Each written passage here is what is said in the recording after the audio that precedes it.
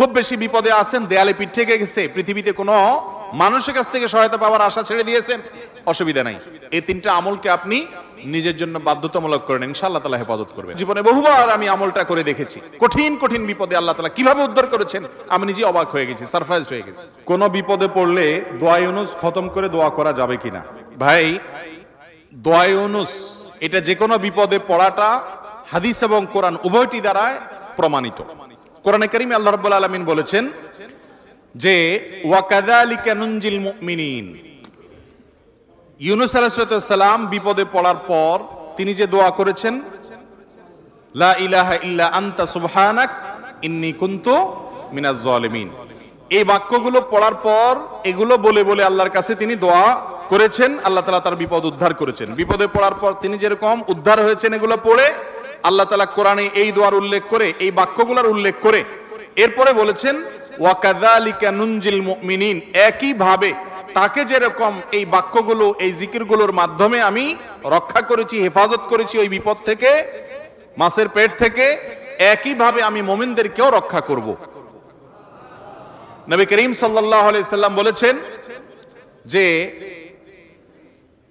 ইউনুস ইবনে মাত্তা তিনি যে এই বাক্যগুলো দিয়ে আল্লাহর কাছে বিপদ থেকে উদ্ধারের পথ খুঁজে পেয়েছেন, সেগুলো তোমরা পড়বে তোমাদের বিপদে আপদে। এজন্য বিপদ আপদ, বিশেষ করে কঠিন বিপদে আপনি যদি পড়ে যান তাহলে মুক্তি লাভের জন্য দোয়া ইউনুস বেশি বেশি পড়বেন।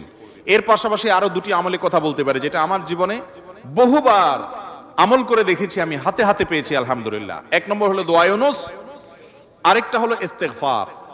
এটাও হাদিসে আসছে, নবী করিম সাল্লাল্লাহু আলাইহি সাল্লাম বলেছেন মান লাজিমাল ইস্তেগফার, যে ব্যক্তি ইস্তেগফারকে লাজিম বানায় নেয়। লাজিম বানায় মানে কি? মানে পড়তেই থাকে, থামে না। টয়লেটে গেছে তখন শুধু বন্ধ, খাচ্ছে তখন শুধু বন্ধ, ঘুমাচ্ছে তখন শুধু বন্ধ, আর সারাক্ষণ পড়তেই থাকে ইস্তেগফার। আস্তাগফিরুল্লাহ ওয়া আতুবু ইলাইহি, সাইয়্যিদুল ইস্তেগফার বা যে কোনো ইস্তেগফার, সবচেয়ে ছোট ইস্তেগফার আস্তাগফিরুল্লাহ আস্তাগফিরুল্লাহ, এটা যে পড়তেই থাকে, নবী করিম সাল্লাল্লাহু আলাইহি সাল্লাম বলেছেন তার যে কোনো বিপদ থেকে বের হওয়ার জন্য আল্লাহ তাআলা নিজে পথ দেখায় দেন। এমন ভাবে পথ দেখাবেন সে কল্পনাও করবে না।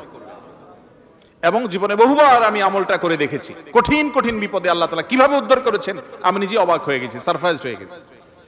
নাম্বার 3, দুরুদ। দুরুদের ক্ষেত্রেও হাদিসে একই কথা বলা আছে, যে ব্যক্তি দুরুদ বেশি বেশি পড়বে ওই ব্যক্তির সমস্ত পেরেশানি থেকে মুক্ত হওয়ার জন্য এই দুরুদ যথেষ্ট হয়ে যায়।